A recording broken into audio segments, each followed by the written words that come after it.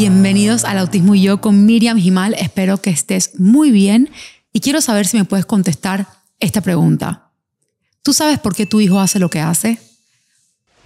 ¿O crees que todo lo que hace tiene que ver con su autismo? Cuando yo empecé en este camino, apenas diagnosticaron a mi hija Raquel, todo era culpa del autismo. Ay, no habla porque tiene autismo. Es selectiva a la hora de comer porque tiene autismo. Aletea las manos porque tiene autismo. Y básicamente agarraron el gran diagnóstico, le dieron un pronóstico y yo me tenía que quedar con ese paquete.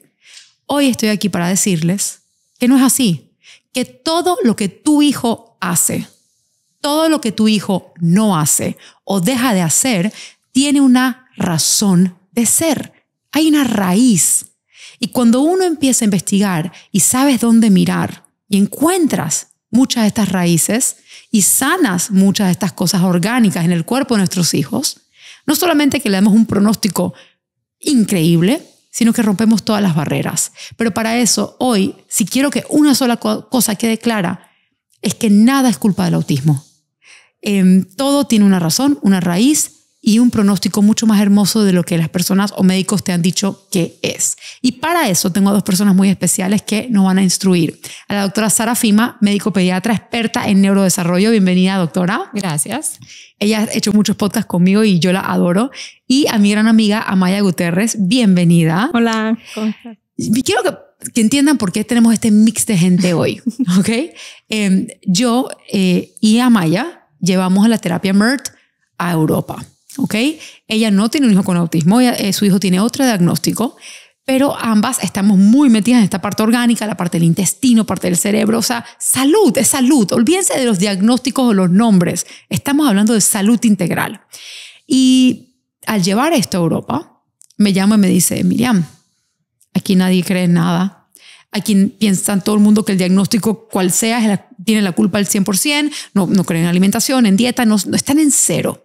Y la doctora Sara Fima ha estado instruyendo mucho a la clínica de BTC Portugal para empezar a encaminar poco a poco esta población. Pero ¿sabes lo que me di cuenta? Que las cosas básicas a veces los papás no lo sabemos. Muchos padres, así en Latinoamérica, que estamos bastante instruidos, dicen, es porque tiene autismo. Todavía estamos diciendo, no, mi hijo es así porque tiene autismo. Sin duda hay características del autismo. O sea, mi hija tiene una personalidad bastante similar a otros chicos. No estoy hablando de identidad o de personalidad, no. Estoy hablando de salud, ¿ok? Entonces, con eso dicho, pues quiero empezar la conversación con ustedes, ¿verdad? Doctora, tú eres médico pediatra y tú tuviste un cambio en tu carrera, ¿verdad? ¿Hubo algún momento en el cual empezaste pensando, es por el autismo y luego cambiaste de opinión? Claro, inicialmente cuando me formé como pediatra, sí. Eso es lo que me enseñaban, ¿no? Que todas las cosas que yo podía ver eran en relación al autismo, eran síntomas o signos del autismo. Sin embargo, a través de los años y a través de mi trabajo en el tiempo y de mis estudios, me fui dando cuenta de que no necesariamente lo que estamos viendo en un niño con autismo, su base es el autismo. Por ejemplo, conductas. Las conductas no son explicadas por el autismo. Esas conductas tienen una base, esas conductas tienen una base orgánica. Entonces, a partir de ahí me seguí formando hasta ir encontrando un poquito qué me está queriendo decir esa conducta, ese signo clínico o ese síntoma que manifiesta el paciente o los padres del paciente, ¿no? Que refieren los padres del paciente. Y así es como muchos de nosotros que nos hemos dedicado a esto hemos ido encontrando razones o causas que expliquen las conductas que vemos en autismo. Algo que he visto mucho y bueno, qué bueno que nos acompaña Maya, porque sobre todo vimos con los pacientes de Portugal y algo que nos ha llamado mucho la atención instruyendo a estos pacientes es que muchos de ellos están polimedicados, ¿ok? Tienen más de un medicamento Wow. y son para controlar conductas. Es hiperactivo, vamos a darle medicamento. No tiene atención, vamos a darle medicamento. Es agresivo, vamos a darle medicamento. Y estos pacientes, Amaya, que tú compartes con la doctora, que tú has visto, ¿cómo pintan? ¿Cómo se ven? ¿Cómo son cuando vienen con varias medicinas? Pues yo creo que el que tomen las medicinas no les... Están igual. Están igual. Como si no las tomaran. Eso es lo más mismo. difícil, porque, y para el padre, ¿no? Ya los padres te lo dicen como resignados. Ya le han dado una, el año pasado le agregaron otra, hace 3 meses le agregaron otra más, y yo lo sigo viendo igual. Y es que lo van a seguir viendo igual, porque las bases no se han sanado. Claro. ¿Okay? No se ha ido a fondo, no se han buscado las reales raíces o las bases del problema. Y eso es como poner una bandita, una curita, tratar de taparlo, pero ahí está la herida. Claro. Y creo que tenemos que empezar casi que por el principio, ¿no? Empezar a explicar ciertas de posibles razones. Y digo la palabra posibles porque para diferentes conductas hay diferentes razones. Puede que mi hija sea por este parásito y la razón de otra persona sería un intestino permeable, pero yo quisiera ir explicando conductas que existen en niños con autismo o ADHD también, hiperactividad, posibles razones y raíces para ir abriendo las mentes a los padres. Ay, yo no pensé que la cándida pudiese hacer una cosa así en mi hijo. Claro. Entonces, ¿por dónde podemos empezar, Amaya? ¿Qué has visto tú en niños con autismo que tú has visto que la doctora Sara ha descubierto la raíz? O sea, ¿qué tipo de conducta? Los gritos, Okay. la agresividad, la compulsión alimentar, al revés, Selectividad. la selectividad. ¿Por dónde empezamos entonces, doctora? Porque ahí hay mucho que cubrir. Sí, yo creo que primero tenemos que basarnos en que muchas de estas conductas podrían ser explicadas por la inflamación. ¿Okay? Primero, ¿por qué inflamación o qué estamos hablando de inflamación? ¿No? ¿A qué nos referimos? Nos estamos hablando de inflamación a nivel intestinal. ¿Okay? El intestino es como esa barrera que nos protege del medio externo, al igual que nos protege la piel. Y se supone que debería tener todas sus células muy unidas unas con otras para no permitir que ingrese a nuestro cuerpo nada que no debería ingresar. Cuando ese intestino empieza a inflamarse por diferentes razones, una de ellas es la disbiosis, ya que hemos hablado mucho, y tú hablas mucho de tus programas del microbioma o de la microbiota, cuando hay una alteración en esa microbiota, que normalmente debería funcionar para nosotros como protectora, esa alteración hace que predominen algunos gérmenes sobre otros, ¿ok? Que predominen bacterias dañinas, bacterias patógenas, en vez de las bacterias que conviven de buena manera con nosotros. O puede pasar que hay un sobrecrecimiento de hongos, pueden haber parásitos, y cuando esos microorganismos están presentes, se genera inflamación. ¿Qué más genera inflamación? La alimentación. Hay alimentos o proteínas de alimentos que pueden ser más inflamatorias. Ya es conocido que la proteína del gluten, la proteína de los lácteos, la caseína, son inflamatorias. ¿Qué más causa inflamación? El estrés genera inflamación. Hay muchas razones que pueden generar inflamación. La toma de medicamentos, como por ejemplo los antibióticos que tienden a barrer esta flora intestinal. Entonces, cuando se genera esa inflamación, esas células que normalmente funcionaban para nosotros como protectoras, empiezan a abrirse como unos pequeños poros o separaciones entre ellas y empiezan a ingresar a nuestro cuerpo cosas que normalmente no deberían ingresar. Por ejemplo, que toxinas de esos hongos. La cándida produce toxinas, por ejemplo.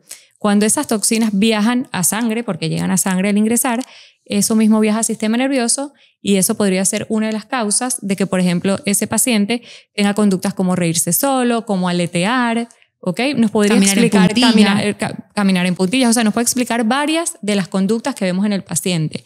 Al igual que ingresan estas toxinas de bacterias, de parásitos, de hongos, etcétera, también ingresan alimentos mal digeridos, por ejemplo.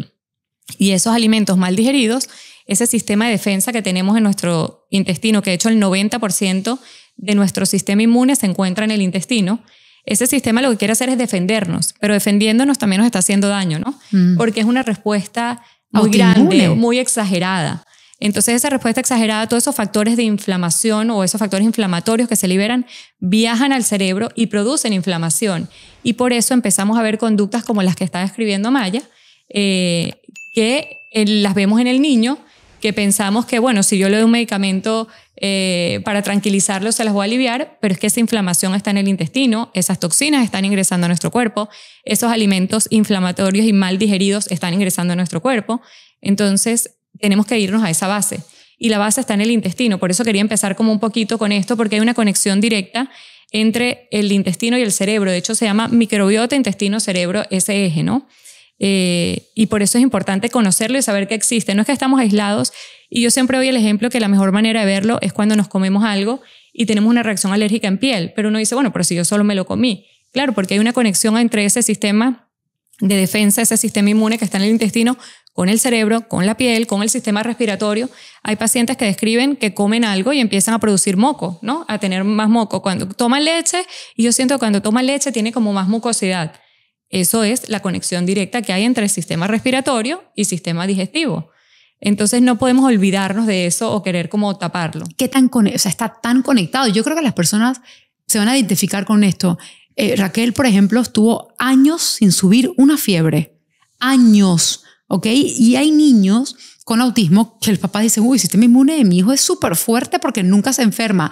Y hay otros que dice, mi hijo cada 2 meses tiene o amigdalitis o infección de oído y vive con antibióticos. Ninguno dice, mi hijo se enferma normal. Entonces, ¿qué pasa? Que es un círculo, todo está atado. Aquí no hay un solo un cerebro, un intestino, no. Todo afecta todo. Claro, por eso hay un desbalance ahí en ese sistema inmune. No es bueno, por un lado, que el paciente nunca se enferme, que creamos que tiene un sistema inmune fuerte. No, el sistema inmune nos tiene que defender y sí es normal que nos dé fiebre. Ese es un mecanismo de defensa del organismo. Es un mecanismo para empezar a eliminar ese virus, esa bacteria que ingresó a nosotros. Pero por otro lado, tampoco es bueno cuando la respuesta es exagerada y ante cualquier contacto con virus, etcétera, se produce una infección en el paciente. Claro, yo creo que tenemos que, o sea, los papás dicen, uy, ¿ahora qué hago, no? Vamos a empezar de la base, de por qué es tan importante la alimentación.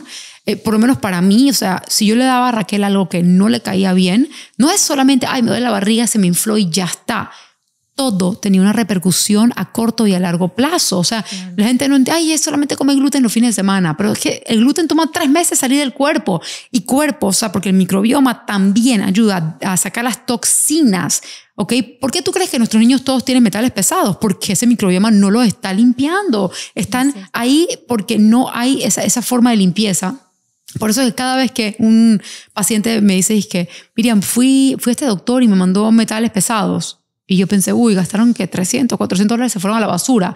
Obviamente van a salir alterados porque están apuntando el dinero y el estudio hacia algo que ya está dado. Hay que buscar cómo está el aparato que limpia la toxina y si eso está mal, ¿me entiendes? Trabajarlo, claro. ¿Por qué? ¿Por qué hay tanta improvisación, doctora, en el mundo del autismo? Quizás la improvisación viene desde el desconocimiento, pienso yo, ¿no? De que siempre la educación ha ido hacia eso, hacia el niño puede estar distendido, puede estar irritable, puede gritar, puede aletear, que es como lo más común que refieren, y es porque tiene autismo. Es como una directa relación entre el autismo y el paciente. No todos si fuese directo al autismo, todos los pacientes hicieran lo mismo. Claro. ¿Okay? O sea, todos los pacientes con diabetes tienen el azúcar elevado. Entonces, todos los pacientes con autismo deberían tener lo mismo. Y no es así. No. Y no es así porque hay una base. Okay, hay una base. Como importante. Un ser humano. Y hay que verlo de esa manera, como acabas de decir, un ser humano y tal cual, hay que verlo de manera integral. No podemos quedarnos solo, o el médico no puede quedarse solamente en que él tiene un diagnóstico y como tiene ese diagnóstico no profundizo más. Hay que verlo como si ese paciente que entró a la consulta nunca te dijo que tiene autismo, como verías a cualquier otro paciente. Así, y más, porque no estamos viendo microbiota con el pediatra, no estamos viendo en alimentación. La mayoría te dice que eso no tiene nada que ver. Amaya, en Europa, yo sé que cuando íbamos a hacer esto juntas, estábamos las dos muy claritas de que cualquier cosa tendría que partir del microbioma, que hubiese una salud intestinal, una desinflamación. ¿Con qué te encontraste? ¿Qué están comiendo los niños en Europa? O sea, ¿con qué te encuentras? En un principio, pues yo pensé claramente que los niños tendrían una alimentación saludable porque la dieta es muy rica, ¿no? Estamos hablando de dieta mediterránea. Entonces es muy rica, pero en los últimos años ha cambiado todo de una forma que me asusta porque los niños y las familias como que ya están tan ocupados y tú sabes que los europeos trabajan demasiado. Sí.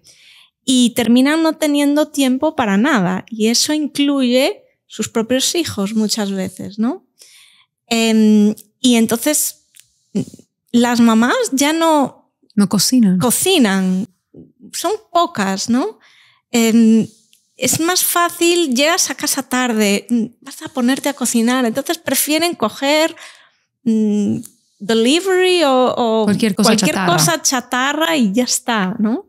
Eso es una realidad que está pasando en Europa en este momento. ¿Y los médicos no están diciendo que es importante cambiar la alimentación o sí lo están diciendo? Muy pocos, muy pocos. No creo que sea desconocimiento, porque las evidencias están ahí, porque se habla de esto en todo el mundo. No sé lo que es y me asusta. ¿Sabes lo que pasa? Yo no sé si es desconocimiento o es falta de importancia al tema. Claro. Falta de interés. Si la gente supiera lo importante, es que lo es todo. O sea, si yo me puedo comer una banana o una zanahoria y mi sistema inmune, si yo no tengo el bichito, el microbioma para digerirlo, mi sistema inmune lo va a atacar. Y pueda que yo no me dé cuenta, pero eso causa inflamación casi que perpetua.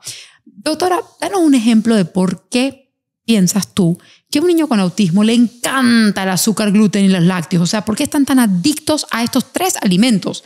Es todo lo que quieren comer y cuando comen eso no comen más nada. Ok, por ejemplo, con el azúcar, una de las razones es que si ese niño tiene cándida, la cándida se alimenta de azúcar, o sea, los hongos se alimentan de azúcar. Entonces, el cuerpo se lo pide, ¿ok? Un paciente que constantemente quiera comer cosas dulces, hay que poner como el ojo si no tendrá un hongo, ¿ok? Okay, si no, dame de ese hongo, porque una persona va a preguntarse, ¿será que mi hijo tiene cándida? ¿Cuáles serían los síntomas posibles de que un niño tiene cándida? Ok, uno de los síntomas es ese, que busque comer muchos azúcares. Otra cosa que podemos observar es, por ejemplo, reírse solo, ¿ok? Otra cosa que podemos observar es... el aleteo. Sí, el aleteo es uno de ellos. El tema de los oxalatos. Y lo otro que les iba a comentar es la parte de oxalatos, que tiene que ver, por ejemplo, con síntomas a nivel genital, ¿ok? Los oxalatos tienden a depositarse y esos oxalatos al depositarse pican, molestan. Entonces podemos ver al niño que se rasca los genitales o que le pican los genitales y no es por estimulación, ¿ok? No es una estimulación sexual, sino que es que quiere, o sea, que tiene molestia y por eso se rasca. Así es. Y él no sabe decir que lo que tiene es un picor ahí, él está tratando es de resolverlo de alguna manera. Ese es uno de los síntomas como clínicos que más nos podrían indicar que tiene una cándida. También caminar en puntillas y quitarse la ropa, quitarse los zapatos. Porque yo he escuchado, o sea, personas con autismo que lo han podido describir, es que los oxalatos, que es lo que la cándida saca. Sí, es como si pincharan. Como cuchillitos, como vidrios abajo de la piel. Entonces, ok, vamos de vuelta a la alimentación, pero estos son las posibles razones. Si un niño tiene cándida, pues ya escuchaste a la doctora. Sí. Y esto es un estudio que una persona, digamos que una persona está escuchando, te dice, mi hijo hace todo eso. ¿Puede ir a un pediatra y decir, yo quiero chequear si el niño tiene cándida? Claro que sí. Hay estudios sencillos en heces que se pueden hacer okay, para descartar cándida. Okay, se puede hacer un cultivo de heces para cándida, por ejemplo. Ok, y ahí te pueden decir si el niño requiere. Sí. O sea, mi hija, por ejemplo, tenía algunos síntomas cuando era más chiquita. Caminaba en puntilla, aleteaba las manos. Le mataron la cándida, dejó de hacer eso. O sea, claro. Y se supone que aletear era un síntoma del autismo. Claro. Le matan el hongo y deja de aletear. Se supone que caminar en puntillas era un síntoma del autismo, pero le matan a la cándida y deja de caminar en puntilla. ¿Entienden para dónde vamos? Ok, seguimos. ¿Cuáles son los otros alimentos? El gluten y la leche, ¿por qué se vuelven adictos? Ok, el gluten y los lácteos, porque normalmente un intestino que está inflamado no está funcionando adecuadamente para digerir, por ejemplo. Y al no digerir bien los alimentos y si hay permeabilidad intestinal, esta proteína, tanto el gluten como de los lácteos, ingresa de esa manera, ¿ok? Es una manera que no es reconocida por el organismo. Además de tener toda una respuesta inflamatoria, ¿ok? Que podría explicarnos eso, también lo que sucede es que ella viene acompañada de una toxina, ¿ok? Que de hecho se le llamaría como caseomorfina, por ejemplo, en el caso del lácteo, y en el caso del gluten se llama gliadina, y eso viaja a cerebro. En cerebro activa unos receptores, ¿ok? Que son los receptores opioides, que normalmente no se activan en nosotros, ¿ok? Son receptores que ellos están como silenciados a menos que estemos en una situación de supervivencia. Como ¿okay? Cuando a alguien le causa un dolor tan grande físico que se desmaya. Sí, o por ejemplo, si a uno lo está persiguiendo un ladrón, tú necesitas salir corriendo y no pensar mucho, necesitas actuar. O sea, no te va a doler el cuerpo, entonces, no te va a doler ni nada. Ni que estés golpeado, ni que te caíste, tú te caes y te levantas y sigues. ¿Okay? Eso es lo que permiten esos receptores. Y lo otro es, bueno, que se ven activados cuando se toman sustancias ilícitas, o sea, drogas. O una medicina, un opioide. Claro. Entonces, esos son el mecanismo de activarlos. Sin embargo, estas, tanto la caseomorfina como la gliadina son capaces de activar este receptor y hacer que el paciente empiece a tener conductas como si estuviese bajo efectos de una sustancia, ¿okay? De una droga. Y entonces podemos ver ese paciente aleteando, riéndose, hiperactivo, corriendo de un lugar a otro, y también lo podemos ver súper tranquilo, como dopado, y ambos son respuesta a la activación de estos receptores. Entonces esa es una de las razones por la que estas sustancias y al mismo tiempo al comportarse como una droga me piden más. Entonces por eso el niño quiere comerlas más, porque me genera una sensación como de satisfacción o calma o placer. Claro, yo quisiera agregar una historia personal. Sí. Cuando Raquel era chiquitica, Raquel saltó de la cama y yo escuché un crack. Raquel se rompió la clavícula. Pero en ese momento, como no lloró, yo la agarré, la abracé, mi amor. Mira, ella se paró como si nada y siguió jugando. Yo dije, bueno, no pasó nada, pero yo escuché algo, pero la niña está perfecta, ¿verdad? El día siguiente ya Raquel tenía el bracito doblado así y ya se le veía como un desfaje en el hueso. Yo llamo a mi esposo y digo, esto está roto. ¿Cómo va a estar roto? Si la niña no ni lloró. No. Fuimos, hicimos la radiografía, estaba roto. Raquel no lloró, ¿ok? Sacó, por ejemplo, también 3 dientecitos, tampoco lloró. Es que Raquel no estaba sintiendo el dolor, claro, porque estaba bajo el efecto de estos alimentos que yo no sabía que ella no podía comer. Entonces... y quería agregar algo, también tiene que ver en los pacientes con autismo, al haber inflamación a nivel neurológico, no solo estamos hablando de cerebro, estamos hablando que tenemos terminaciones nerviosas en todo el cuerpo y en esas terminaciones también hay inflamación. En esas terminaciones a veces es lo que se llama como desmielinización de las terminaciones nerviosas. El nervio está cubierto por una vaina, se llama. Se llama así, vaina. Se llama vaina. Vaina de mielina, se llama así. Es como un cable que tiene ese plástico que vemos alrededor de los cables. Él es el que permite la conducción. Si yo le quito a ese cable, ese plástico, no hay una buena conducción. Igual pasa con los nervios. Y por diferentes factores, ya sea de inflamación, de falta de nutrientes, hay varias razones que hacen que la mielina no esté adecuada en estas terminaciones nerviosas y por eso pueden haber alteraciones en el niño a nivel de percepción sensorial, ¿ok? De sentir dolor o no sentir dolor. Por ejemplo, taparse los oídos, la parte auditiva puede verse afectada, ¿ok? Porque también hay terminaciones nerviosas en el oído medio. Entonces, o sea, la inflamación afecta este que se llama vaina. Y cuando afecta eso, lo deteriora. Es como si fueran cables pelados. Claro, es como un deterioro igual que se produce en el sistema nervioso central. Es lo mismo, pero a nivel periférico, porque definitivamente en todo el cuerpo tenemos nervios. Nunca había escuchado eso porque es interesante. Y también es importante, por ejemplo, en este caso, los ácidos grasos forman un papel importante para la formación de la mielina y muchas veces vemos en estos pacientes que aunque coman muchos gluten y mucho lácteo, hay desnutrición, ¿ok? Hay desnutrición en cuanto al tener los nutrientes apropiados. Entonces, a veces vemos que en ellos hay déficit de esto, ¿no? De ácidos grasos. Y por eso que todos los doctores mandan omega 3. Claro, porque lo que queremos es que el sistema nervioso central tenga, y el periférico, que son estas terminaciones, tengan las condiciones aptas para funcionar adecuadamente. Y los ácidos grasos son necesarios para la formación de estas vainas de mielina. Pero ojo, que eso no sirve a todo el mundo. O sea, hay niños que tú le das omega 3 y la histamina los mata. Sí. Porque no lo digieren tampoco. Sí, depende. Por eso todo lo que estamos hablando hay que individualizarlo, ¿no? No para todos los pacientes hay igual. También hay otro tipo de suplementos que pueden ayudar para esto. Pero cuando uno ve que el paciente empieza a bajar inflamación, que empieza a mejorar la disbiosis, también la parte a nivel nervioso va mejorando, tanto a nivel sensitivo como a nivel motor. Y los pacientes lo describen. 100% lo he visto con mi hija. Una pregunta. ¿Para cualquier diagnóstico esto es válido lo que acabas de decir? Si hay inflamación en cualquier... O sea, porque yo misma sé que a veces puedo estar inflamada y hay mucho ruido y yo no lo aguanto. ¿Puede ser por eso mismo? Sí, no necesariamente aplica al autismo. A todo, a salud integral. Acá estamos hablando de salud integral, que lo estamos viendo en los pacientes con autismo, pero es salud integral. Yo tengo esta teoría que yo creo que ya es más que una teoría.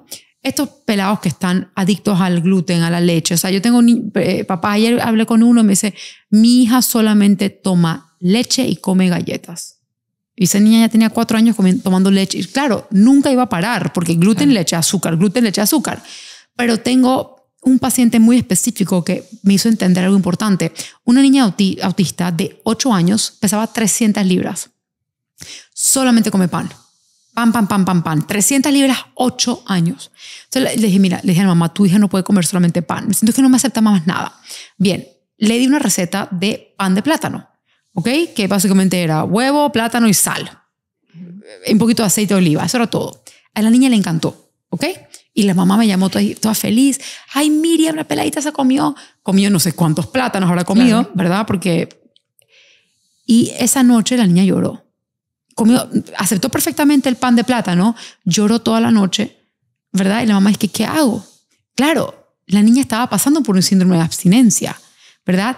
Y claro, la mamá le embutió pan de vuelta, pero no es que no le gustó el pan de plátano, es que ese pan de plátano no le dio lo que ella necesitaba, que era algo que le tapara el dolor, que hiciera secretar esta parte opioide tipo morfina, porque ella está tan inflamada que intuitivamente buscaba ese alimento para que no tuviese dolor, pero tenía dolor porque comía ese alimento. Claro. Es una rueda viciosa. Así es. ¿Verdad?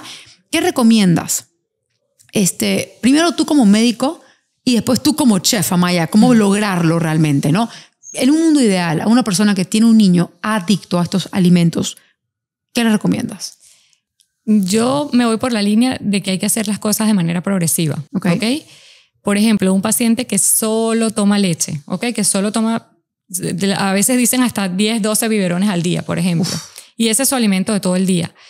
Entiendo que el papá tenga la angustia que si se le quita la leche que come, se va a quedar sin comer. Entonces uno puede ir diluyendo esa leche, uno puede ir mezclándola con otras leches y progresivamente llegar hasta retirársela. Por ejemplo, cuando es con el gluten, cuando es con el pan, tratar de hacer panes que provengan de otros ingredientes, no del gluten. Así como tú le recomendaste en este caso un pan de plátano. Y se empieza a probar con otros alimentos. Siempre es importante al hacer los cambios que todo se parezca lo más posible a lo que ya viene comiendo, porque el niño con autismo tiende a querer siempre lo mismo o por lo menos que se vea igual. Pues está adicto.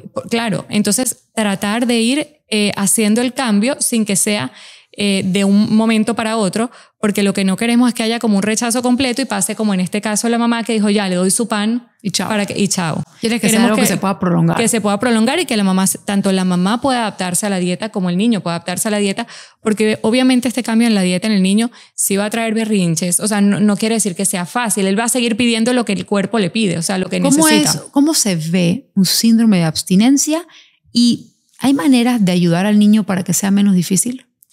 Maneras de ayudarlo es como te digo, o sea, haciéndolo como progresivo para que el cambio no sea tan grande para él. Obviamente la contención de los padres que tiene alrededor en ese momento que va a ser difícil para él y siempre como desde el amor de parte del padre. Y me preguntaste otra cosa de hacerlo progresivo. ¿Cómo se ve un síndrome de abstinencia? Y cómo se ve sería el paciente puede estar súper irritable, puede ponerse incluso hasta agresivo, puede tener llanto fácil, ¿okay? Puede negarse a comer, ¿okay? También puede pasar que si no es lo que yo quiero, pues me niego a comer. Eso también puede pasar. Y es importante mantenerse como un poquito firmes, ¿no? Yo sé que a veces para los padres es difícil, pero si se mantienen firmes luego se ve el cambio, ¿okay? Tú como pediatra, ¿verdad? ¿Cuántos días puede pasar un niño sin comer y estamos todavía a salvo? Depende si toma líquidos o no toma líquidos. Digamos que logramos, así sea en jeringa, meterle agua. Claro. Digamos que tomando líquidos. Lo ideal, o sea, después de 72 horas de ayuno ya el paciente, o sea, ya 3 días. Sí, 3 días. Ya empieza como a consumirse más esas reservas del cuerpo, pero ya después lo malo es que no queremos que se consuman, no solo las grasas, sino también la proteína del hueso, del cuerpo, porque eso es músculo. Entonces no queremos que se consuma eso. Así que por eso mi recomendación es hacerlo de manera progresiva para no llegar a ese punto, porque hay padres que sí se ponen firmes y deciden que no coma. Yo lo hice así. Y yo sé que tú lo hiciste de esa manera. Yo lo hice así, primero porque yo soy drástica, porque cuando yo me educo en algo, no había manera de yo darle a mi hija algo que yo supiese que la estuviese enfermando. Entonces, yo hice esa misma pregunta, yo llamé a mi pediatra. En ese entonces, él me había dicho, creo que eran 5 días, pero con agua. O sea, que así sea benuclisis en agua. O sea, yo estaba dispuesta a llegar hasta la última consecuencia. Raquel duró casi, yo te diría, 2 días y medio, 3 sin comer. Comía muy poco, me lo escupía, pero yo la metía a jeringa de agua porque Raquel ni siquiera tomaba agua tampoco, tomaba puro jugo. Y así sean naturales, están llenos de azúcar. Entonces, luego se rompió ese síndrome de abstinencia y Raquel repuntó un poco y fuimos trabajando y empezó a comer, ¿no? Claro. Pero bueno, 3 días y yo igual una dieta de 3 días te limpia toda la basura celular del cuerpo. Así que no es algo que va a matar a nadie. Sí. Y de hecho los padres te dicen que o sea, por lo que he escuchado de la experiencia de ellos también, que ya a la semana ya empiezan a aceptar otras cosas y a comer. Yo tengo una pregunta porque nos pasó un niño que estaba a dieta y había mejorado mucho y un día, un fin de semana, se fue a pasear y la mamá le dio helado. Y el niño volvió mucho peor de que cuando había llegado. Entonces, también hace lo contrario, ¿no? Claro, hasta la porción, hasta que sea una sola vez que lo comió, y de igual manera hace el mismo daño como si lo venía comiendo. Él probablemente con esa alimentación ya estaba bajando la inflamación, ya se estaba regulando más su conducta, y al volvérselo a dar, volviste a activar todo el proceso inflamatorio y empieza a tener la respuesta y empiezas a empezar. Empezamos de nuevo, ¿no? Cuando eso pasa. Prácticamente es empezar de nuevo, pero claro, ya la adaptación es un poquito más fácil al alimento porque ya venía comiéndolo desde antes, es como más fácil retomar la dieta. Porque a veces los padres dicen, bueno, pero solo el fin de semana le doy, o le doy solo un pedacito, o solo un poquitito. Es suficiente para trastear el trabajo. Es suficiente para trastear el trabajo. Y no es justo. Doctora, a mí no me parece justo. O sea, estamos pidiéndole a nuestros niños que rompan una adicción que uno mismo le causó sin saber. No es culpa nuestra. Claro. Pero cuando ya sabes y lo estás haciendo igual, porque pobrecito de verdad. Cuando ya tú sabes que tu hijo está adicto, le estás rompiendo una adicción, es igual a un drogadito en un centro. Claro. Si en la mitad del detox le dan cocaína, pues, a ver. Va a parecer lo mismo y peor. Y peor, porque no reforzaste algo que el niño tiene fe que se lo vas a volver a dar el día siguiente. Sí. Entonces se mezclan las conductas. Yo siento que el problema número 1 está en la alimentación. Por supuesto que hay un millón de otras cosas que se desconchinflaron en el camino. Pero soy de la que cree que si no empezamos por esa base, porque todos los días vamos a comer, ¿verdad? Si no empezamos por esa base, nada de lo que uno haga va a dar el resultado que uno sueña. Pero regresando al tema más práctico de la alimentación, Amaya, como chef, y ahora que tú, o sea, cuando abrimos el centro en Portugal, ella me dijo, mira, mi sueño es en la mitad del gimnasio tener una cocina, y a mí me pareció genial, ¿no? ¿Qué tipo de alimentos? Yo sé que juntas vamos a hacer muchos lives para que ustedes gocen eso. ¿Qué tipos de alimentos tú, con cosas 100% naturales, puedes reemplazar? Cualquier harina con cereal, que lo trituras y haces harina. El huevo, el propio huevo. A ver, es que casi todo. El queso. Las leches. Los lácteos, eso. La mantequilla, los lácteos. Todo. Todo es posible reemplazar. Hay millón. A ver, ¿cuántos alimentos existen en el mundo? A ver, ¿cuánta base tenemos? Es inmensa la base que tenemos para poder crear. Es solo ponerte. Yo te digo, yo soy tan mala en la cocina. O sea, el que me conoce sabe que yo le huyo. Yo quedé con la boca abierta porque muchos de nosotros compramos las cosas ya listas, ¿verdad? Que si la harina de arroz, la harina de tapioca, todo ya empacadito, es procesado. ¿Ok? Hay procesados mejores que otros, sí, porque cuando compras arroz, pues está en una bolsa, pero solamente lo lavaron. Contra que si compraste una galleta de arroz con chocolate, que ves 15 diferentes ingredientes. Pero yo fui con Amaya a Orgánica y me dice, bueno, necesitamos para hacer las galletas harina de arroz y harina de almendra. Y yo, ok.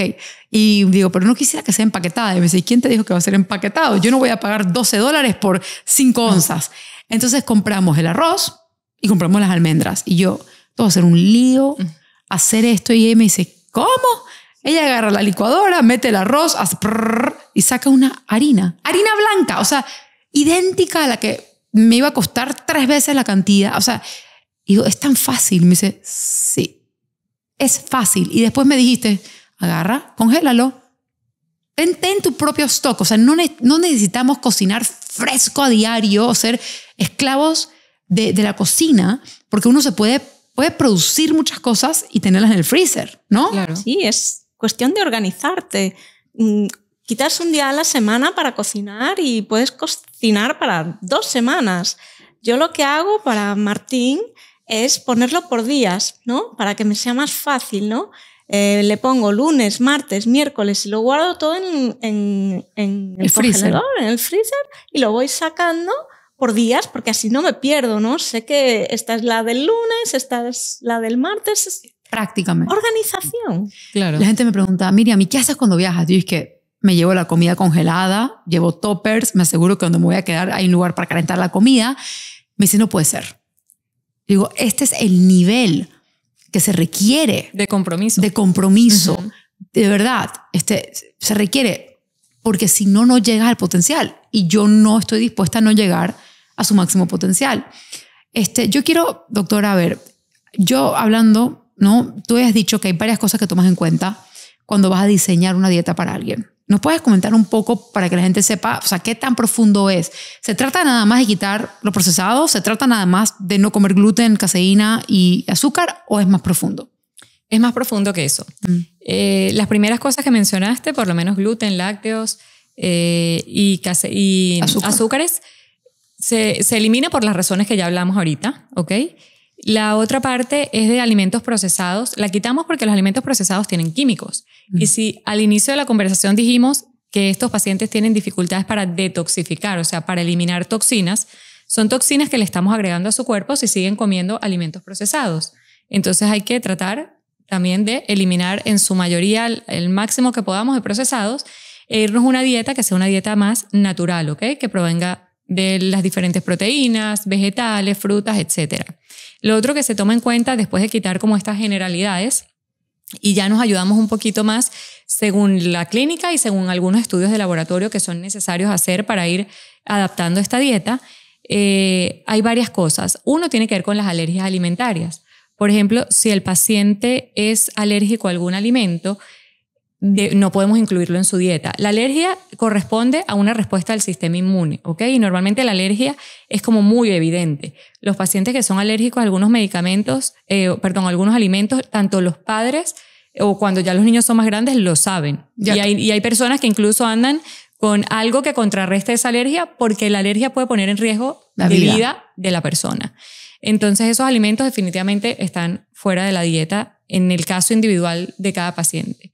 Luego están las sensibilidades alimentarias, que también es una respuesta del sistema inmune, pero no es tan evidente o no es tan agresiva como la de una alergia. ¿Okay? No pone en riesgo la vida, pero sí de igual manera está produciendo daño, está generando inflamación en el intestino y nos puede producir algunos síntomas en el paciente. O sea, yo quiero hablarlo un poco más sencillo. Es básicamente, si yo tengo mi sistema inmune que está hecho para protegerme y yo me como un pedazo de pescado y el sistema inmune ataca de tal manera ese pescado porque para mi cuerpo es demasiado tóxico porque no lo puedo digerir, me puedo morir únicamente por ese ataque, ¿verdad? Y es por eso que es una alergia.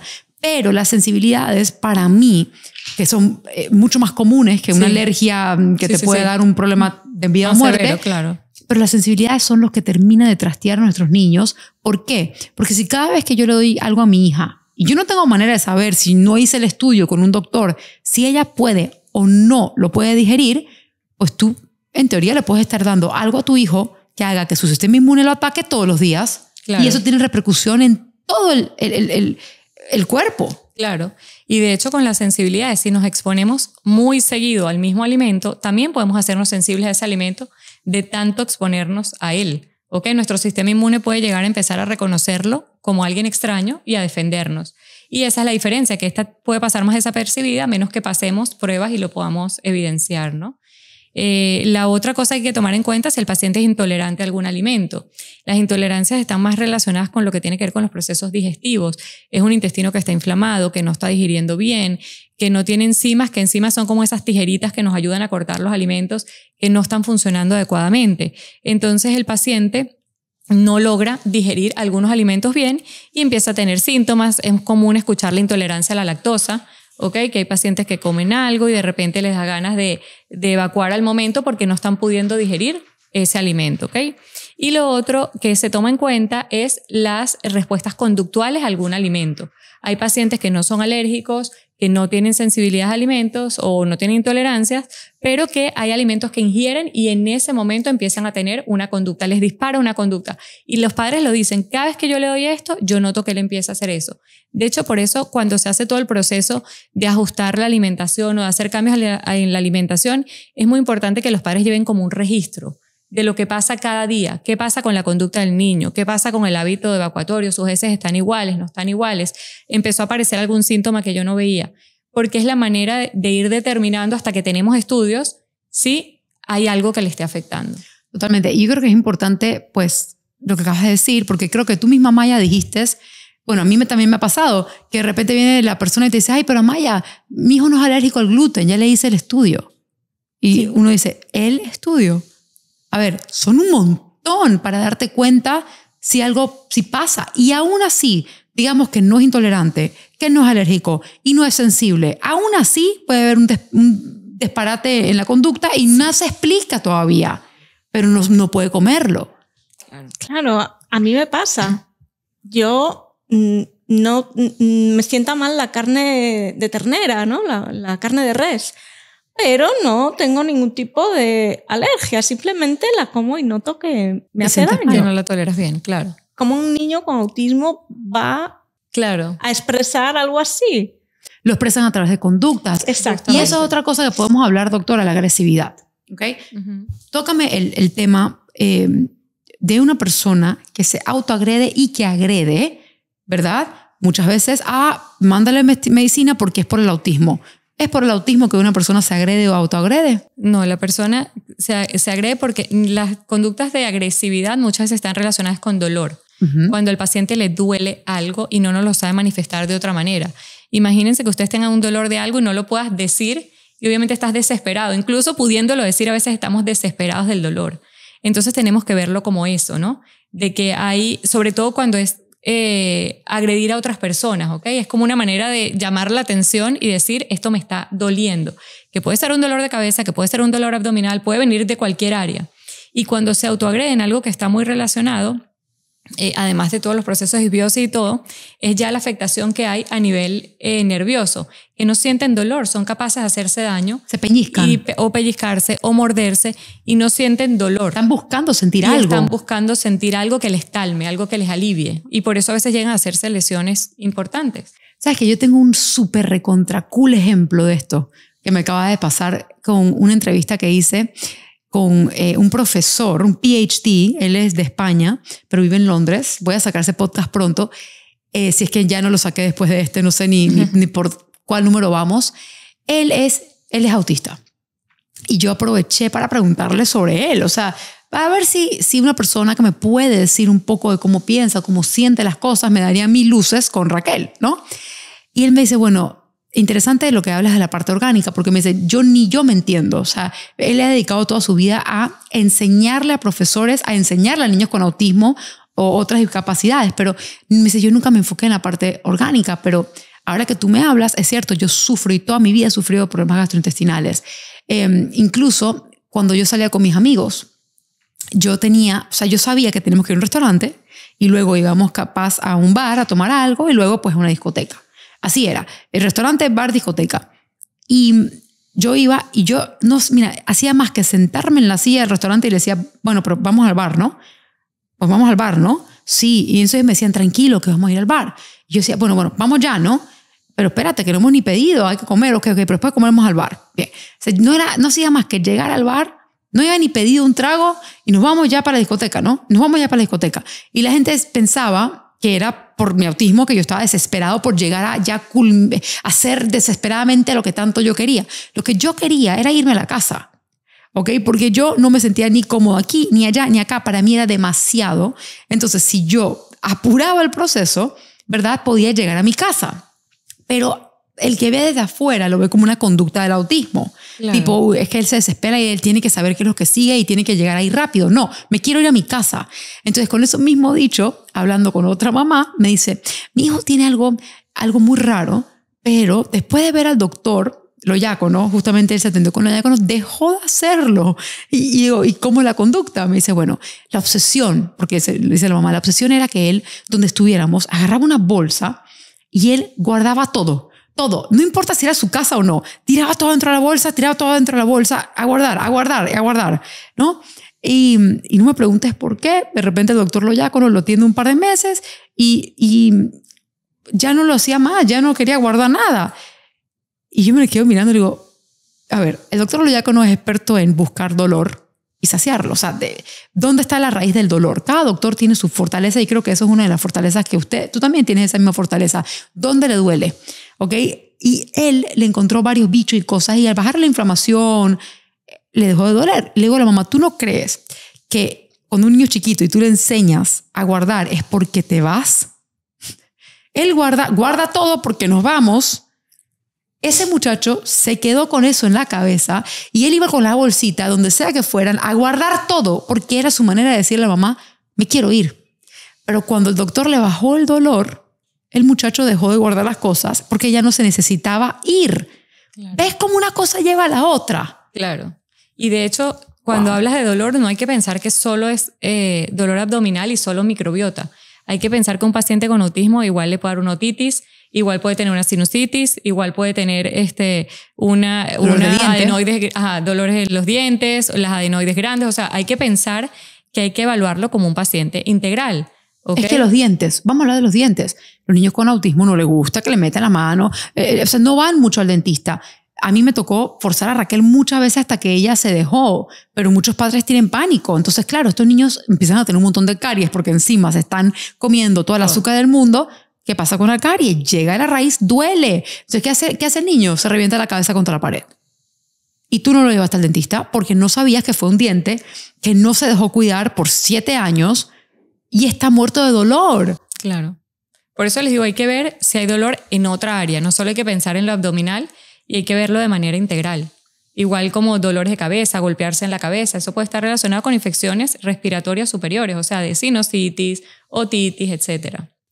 Maya, tú ahora que estás trabajando mucho con familias, ¿has visto algún caso de éxito en que cuando hacen caso, cuando ya la doctora empieza a intervenir y todo, ¿sí? ¿Qué has visto?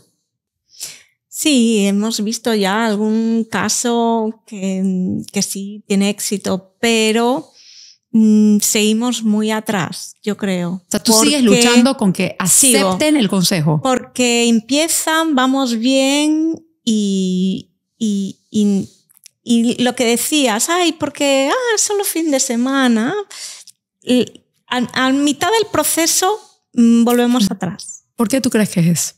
Porque no creen. Aunque estén viendo cambios. O lo atribuyen a la terapia y ya está. No encuentro...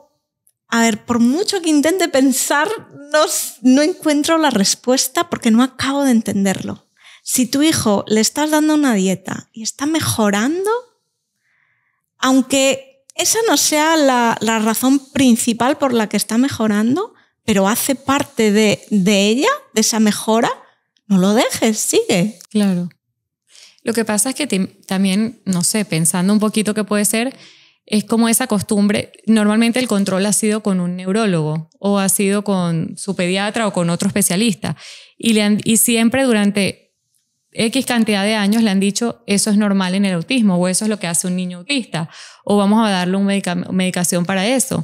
Entonces como que cambiar un poquito ese paradigma es la parte más difícil, ¿no? De decir, bueno, ahorita tengo que creer en esto porque aparte no es solo creer, es que me implica un sacrificio.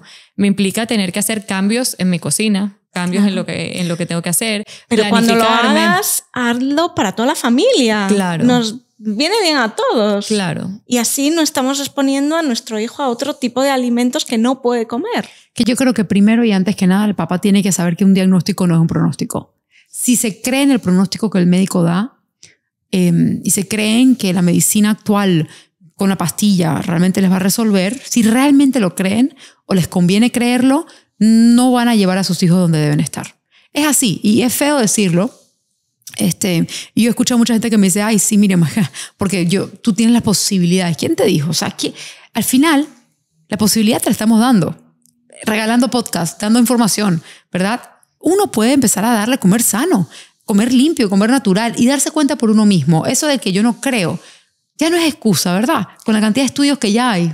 Ya eso no es excusa. Hay muchísimas publicaciones desde hace años atrás y cada vez esas publicaciones pues son más específicas, ¿no? Nos hablan específicamente de cada bacteria, de la función de cada bacteria. O sea, ya se ha llegado a lo más minucioso. Todavía nos falta un montón, pero evidencia científica hay. Lo que falta es quien la quiera revisar, ¿no? Quien la quiera leer. Había una paciente que me dice, ay, miren, ya yo me encargué de todos los patógenos. No dijo patógenos. Me dice, ya me encargué de la microbiota de mi hijo porque ya lo desparasité. Uh-huh. ¿Qué le dirías tú a esa mamá que piensa que el parásito es lo único que un niño puede tener? Claro. Primero que cuando queremos regular salud y queremos regular microbiota, una parte es regular esta parte de patógenos, bacterias, eliminarlos, hongos, etc. Otra parte es la alimentación, ir a una dieta más sana. pero también hay áreas que son del organismo que a medida que vamos bajando inflamaciones que van respondiendo. Tenemos que esperar a que responda el sistema inmune, tenemos que esperar a que responda el sistema metabólico, ¿ok?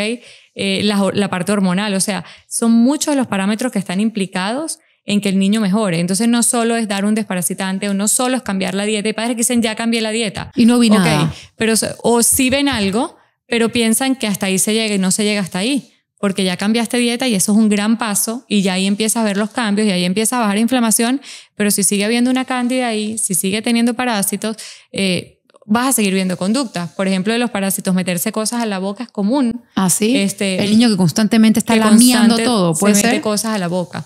Lo más común es que sea por parasitosis, a veces por disbiosis.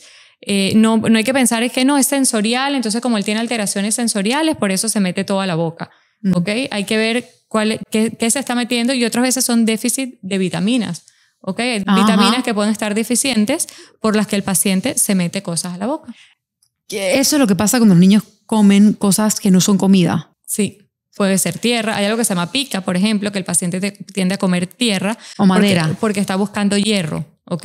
Hay pacientes que, por ejemplo, lamen la pintura de las paredes y eso es porque puede tener un déficit de zinc. O sea, pueden ser algunas causas. No estoy diciendo que siempre es la causa, pero son cosas que hay que buscar y hay que descartar. Yo creo que la mejor manera que yo he podido entender esto, el ser humano, como cualquier cosa viva, incluso un perrito, hablemos de un perrito. Un perrito, un animalito es intuitivo. No tiene pensamiento, no puede preguntarte, ¿ok? Si yo le doy un pedazo de carne, yo le doy un pedazo de cartón a un perrito, yo no le tengo que decir, esta es la comida y esta no es comida. Él va a oler ambas cosas, intuitivamente va a ir hacia la comida. Un niño con autismo tiene mucho más todo que un animalito básico, ¿verdad? Mi hija es un ser humano, pero entonces ¿por qué mi hija quiere comer cartón? Espérate un segundo. ¿Dónde está la intuición? Es que sí que está. Sí que está. La intuición de mi hija queriendo comer tierra era porque le faltaba el hierro. O sea, no es que mi hija no sabe lo que es comer comida y no comida. Es que cuando ella fue a comer eso, me estaba diciendo, mamá, tengo una deficiencia vitamínica. Claro. Entonces, también pasa con muchos niños con autismo que me dice, ay, no, es que mi hijo solamente come comidas blancas o beige. Y el doctor me dice que le siga dando arroz y pan y leche porque esos son sus comidas seguras o sus safe foods. Y yo, claro, es su safe food. Porque un niño que seguramente está cogido en acidez y gastritis, que era el caso de Raquel, no va a querer comerte algo rojo. Claro. O algo naranja, porque intuitivamente ven ese color como enemigo. Como enemigo. Entonces, todo lo que nuestros hijos hacen por intuición, sea que tú lo veas raro, ¿ok? Tienes que investigarlo. Hay niños que llegan a su máxima expresión de inflamación que yo tengo entendido que cuando comen sus propias heces. Sí, y cuando comen sus propias heces también está relacionado con parasitosis. Es una de las cosas que hay que buscar de primero. Hablabas ahorita de gastritis, por ejemplo. Intuitivamente el paciente busca aliviar ese dolor y son estos niños que vemos que se recuestan hacia el piso, que se recuestan contra los muebles, porque de alguna manera u otra están tratando de aliviar ese dolor. También toman agua fría. Muy fría. O quieren comer constantemente, porque cuando como me alivia. Entonces, eso es lo que busco. Yo estoy buscando mi alivio. A mí nadie me lo está dando. Yo tengo que ver de qué manera yo me alivio solo. O duermen con muchas almohadas, o el aliento lo tienen fuerte. Y al final todos estos síntomas que como un pediatra, si yo vengo como pediatra y te digo, doctora, mi hija está comiendo cosas solamente blancas y de repente toma solamente agua muy fría. Reflujo. Pero si yo te digo, mi hija autista está comiendo solamente cosas blancas, eso es sensorial porque tiene autismo. Claro. No podemos dejar. Tampoco descarto la parte sensorial, pero es que la parte sensorial más la intuición, ¿ok? Hacen que el niño elija ciertas cosas, pero es como cuando tú estás enferma. Digamos que estás súper resfriada, no te sientes bien, estás en la cama, no te provoca que te traigan a la cama un pedazo de carne con verduras y arroz.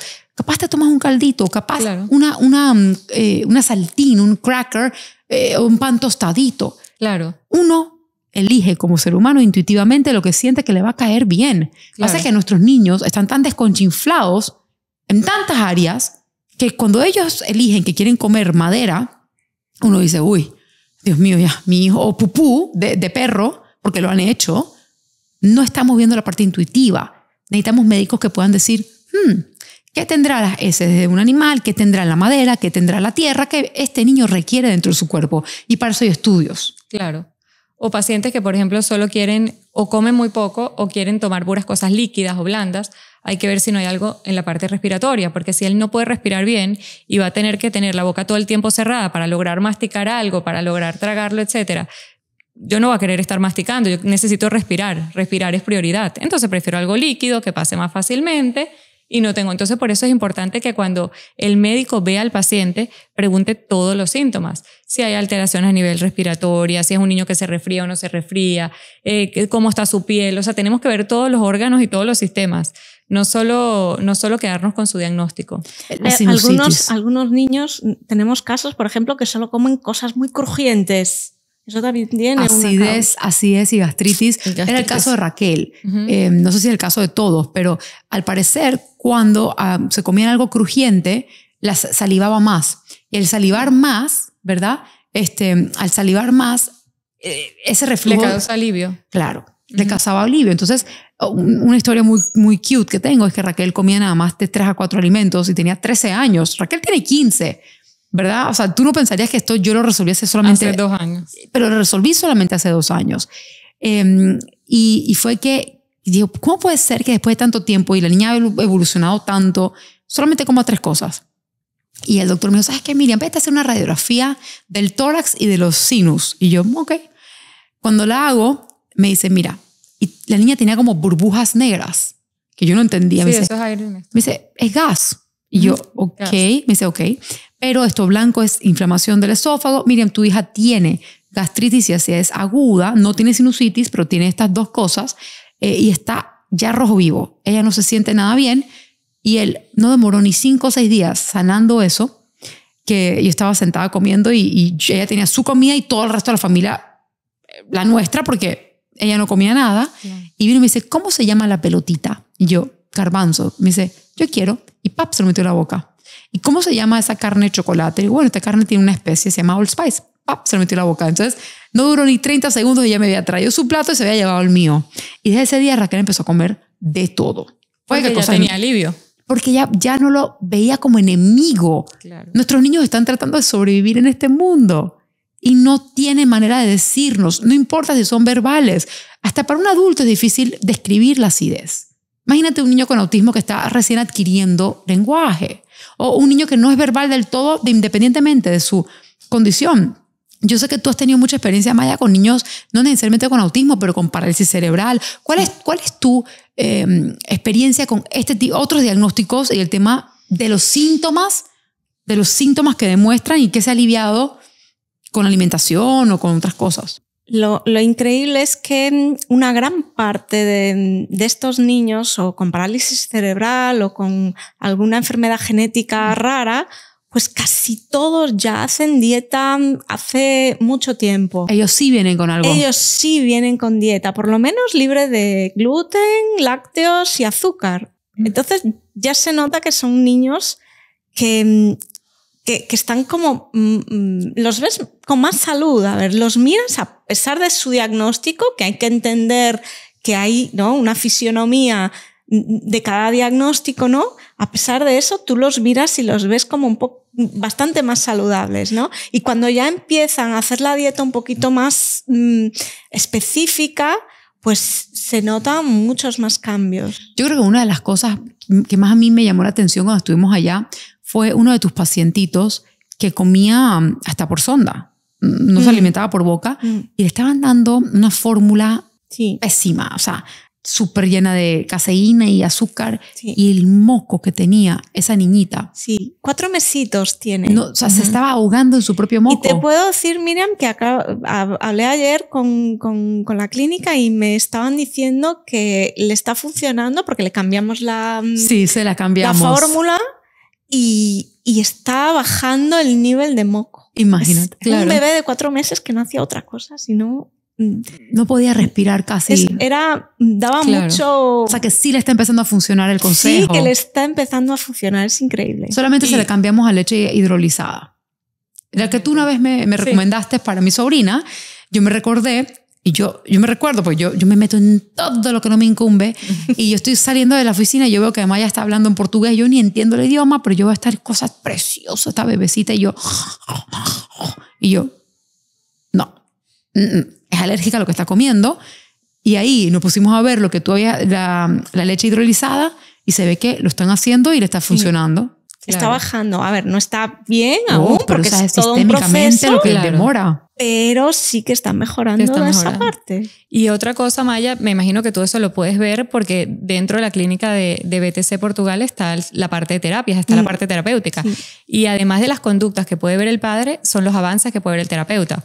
Los avances que ve el terapeuta en un paciente que está recibiendo cierta alimentación o ciertas intervenciones que están bajando su inflamación, que están haciendo que él esté más sano, la respuesta a terapia es completamente diferente. Sí. No sé si han podido verlo. Sí, a ver, los terapeutas nuestros no conocían todo este mundo de la microbiota, de la alimentación, ¿no?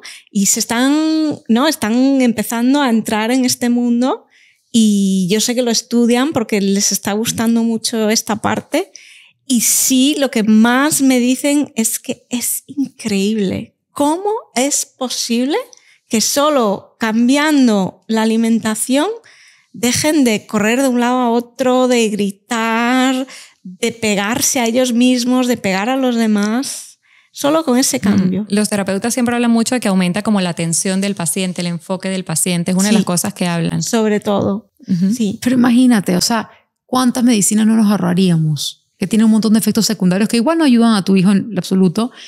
Cuando hacemos un plan ya más dirigido, o sea, como mínimo, dejen de comer procesados, anoten lo que está comiendo el chico, vean cómo le va cada día, dense cuenta intuitivamente qué pasa. Si tu hijo está aleteando es por algo, si tu hijo está rechinando dientes es por algo, si tu hijo se autoagrede es por algo, si grita es por algo. Y todo tiene lógica. Cuando podemos ver lo más sencillo. Yo sé que el microbioma es un mundo, ¿ok? Y uno puede gastar su vida entera buscando hasta el último bicho. Pero intuitivamente hay cosas tan sencillas. La acidez es sencilla. La inflamación es sencilla. Hay tantas cosas que uno puede diagnosticar a flor de piel y puede sanar a flor de piel. Luego, obviamente, uno va más profundo. Claro. Pero vale la pena intentarlo. 100%. 100% y las respuestas se ven, los cambios se ven. Y esta es la terapia más barata que puedes hacer. Porque la haces tú. Claro. Como mamá, como papá, en tu casa. Sanas tú a tu hijo. Así es, no dependes de nadie. No dependes de nadie. Ahora, ojo, yo sí quiero, por supuesto, que cualquier persona que vea cosas raras, un hijo comiendo pupú o comiendo madera, vaya a un pediatra, vaya a un doctor, necesito que me haga un estudio. Claro. Pero yo he tenido padres que han escuchado nuestros podcasts y se han ido, por ejemplo, el gastro. Tuve una en Canadá. Doctor, mi hija está dejando de hablar y yo quiero que usted le chequee el microbioma. Y el doctor le dice, eso no tiene nada que ver. Y ella ya venía preparada porque ella había visto un montón de mis podcasts y sabía también la predisposición de los doctores y ella venía con una de panfletos para darle y que, bueno, aquí está la ciencia, léela en su propio tiempo, pero mándame una orden porque si tú no tienes orden allá no puedes hacer estudios porque quiero la microbiota de mi hija. Y el doctor dije, es que no tiene nada que... No se trata de si usted cree o no. Aquí está la evidencia, deme la orden. Y el doctor manda la orden y la peladita tenía varias bacterias y algunos parásitos y bueno, como gastro, él las puede eliminar, las elimina y la niña sigue hablando como si nada. Y la mamá se va feliz, contenta y educó al doctor. Y yo digo, wow. Pero si no hubiese sido una mamá con armas, hubiese entrado, el doctor hubiese dicho, eso no tiene nada que ver y se va y su hijo deja de hablar. ¿Por qué? ¿Por qué pasa todavía hasta el día de hoy? Que hay doctores que no se actualizan o todavía piensan que el microbioma no tiene nada que ver o que no saben ni qué es. Difícil saberlo, porque información hay, ¿ok? Creo que quizás porque las escuelas las escuelas de formación, donde nos formamos como médicos o como especialistas, todavía no están tan metidas en este mundo, ¿ok? Apenas ahorita están empezando como a agregar materias relacionadas con esto. O sea, en algún momento se habló del microbioma, pero no de la importancia que tenía en la salud en general. Creo que cuando ya venga como, quizás desde las escuelas va a ser un poquito más fácil, porque ahorita todos son como otras instituciones que son las que lo forman, cursos, posgrados, certificaciones, etcétera. Entonces creo que por eso es más difícil. Pero tú como profesional no quieres saber siempre más. Por supuesto. Depende, si estás cansado. Pero a veces que te quieres quedar con lo que tienes. No, es que mira cómo es la profesión de los médicos. Mira cómo trabajan. Guardias de 25 horas. Están agotados. Claro. A ver, ¿qué más quieren hacer? No les da más el lomo. Entonces, estudia 12 años, listo, por fin puedo ir y puedo trabajar. Uy, pero los primeros años te sacan la shit, ¿ok? Es la verdad. Y después, por fin, tienes tu consulta privada y, ahora te quieren cambiar el libro. No joda.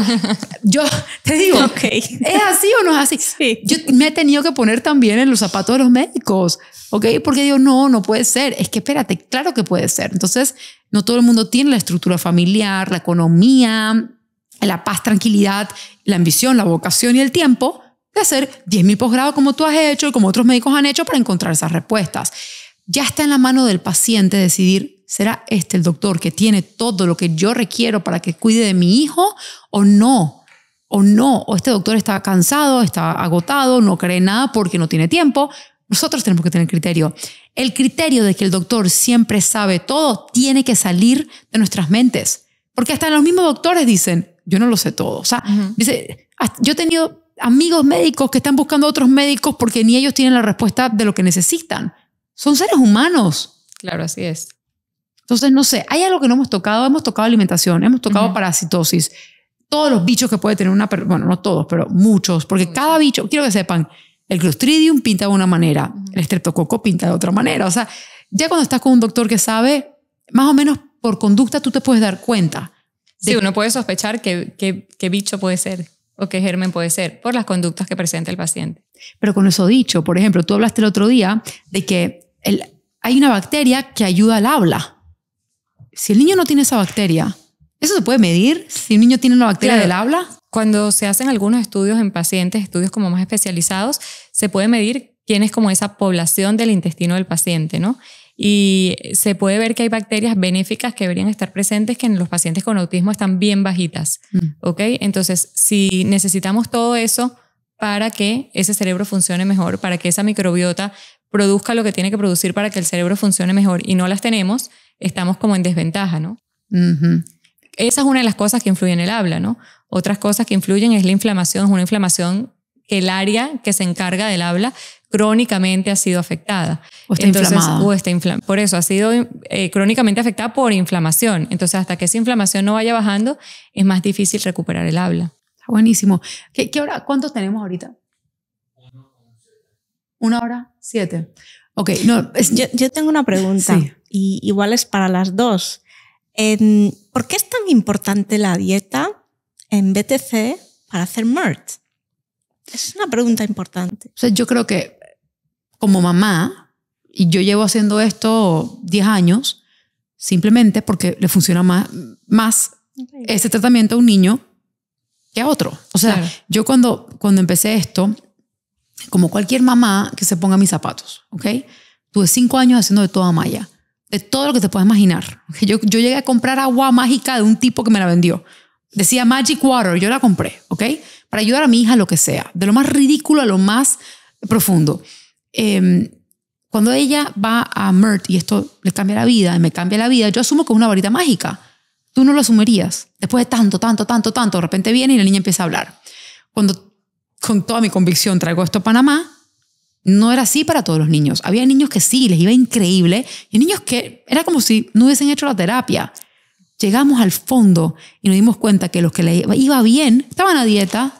Sí. Tan sencillo como eso. Claro. Entonces, si tú me vienes a mí y me dices, mi hijo está con una dieta limpia, ya yo vi a la doctora Sara o vi a la doctora Dolly, ya mi hijo está bien, está regulado. Yo veo un niño que entra por la puerta sonriente. Ya yo sé que ese niño va a poder ser estimulado y le va a ir bien en lo que haga. Pero cuando me dices, mi hijo está a dieta y ese niño entra por la puerta y yo lo veo todo lleno de moritones y veo que está reventando la cabeza, yo sé que a mí me están echando mentira. Ya llega hasta ese punto. Entonces, si llega a pasar que la mamá me dice, Miriam, te lo juro por mi vida. Entonces yo sé, ok, pueda que esté dándole el comer natural, pero esta mujer no ha sabido descartar. Claro. ¿Qué cosas su sistema inmune están atacando?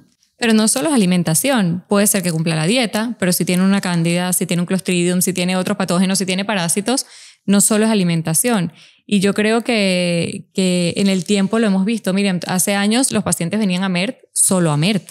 O sea, no se les pedía que antes se trabajara su microbiota. No sabíamos. Porque y cuando se empezó a poner ojo en ver qué pacientes sí tenían respuesta, qué pacientes tenían mejor respuesta, empezamos a decir que hay algo que se nos está quedando por fuera. Y lo entonces encontramos. se encontró, y por eso es que esa es la recomendación para los pacientes. Obviamente, un paciente que va a hacer un tratamiento, sea MERT, sean terapias, sea cualquier cosa. sea cualquier cosa, es una inversión. Es una inversión por muchos sentidos. Es una inversión de tiempo, es una inversión de dinero. De esperanza. Y de espera, obviamente, esa es la más importante de todas. Y queremos que realmente encuentren lo que vienen a buscar. O sea, encuentren Con lo que sea. con el cambio que sea, con la mejora que sea. Pero mismo Miriam muchas veces ha contado de pacientes que le dicen, lleva 1 año en terapia y no veo ningún cambio. 1 año en terapia y no ves ningún cambio, algo está pasando. Porque si esa terapia se está haciendo como se debe, tienen que haber cambios. Y mucho antes del año. ¿Okay? Y yo sé, y por eso pregunté la hora, porque yo sé que estamos fuera de la hora y ustedes se tienen que ir, pero hay una cosa que tengo que tocar. Y perdón que alargue esto un chin más, porque es demasiado importante. Tú me dices, bueno, ¿y qué pasa si el niño de repente sí está a dieta y quieren venir y tú los ves totalmente desregulados? Puede que sea una cándida, como puede que sea tal cosa. Lo que me está pasando últimamente, doctora, es que estos papás que de repente vienen encaminados con un doctor y van bien, de repente ven algo en internet o se leen, no sé, el libro de Nemechek, no estoy tirando hate, nada más estoy dando un ejemplo, y de repente leen y dicen, Nemechek, mira qué interesante, inulina. Y de repente agarran y le dan el peladito inulina, ni un doctor lo recetó, ¿verdad? Se lo leyeron en el libro y el niño se pone fatal. Pero espérate, no se dan ni cuenta que es la inulina que le acaban de dar porque leyeron el libro, porque hay tanto testimonio de eso que no puede ser eso. Lo que la gente no sabe, por ejemplo, es que la inulina es un prebiótico que le da de comer al probiótico. ¿Qué quiere decir? Una comida para las bacterias. Pero si tú tienes un estanque de peces y tú tiras comida, tú no puedes elegir.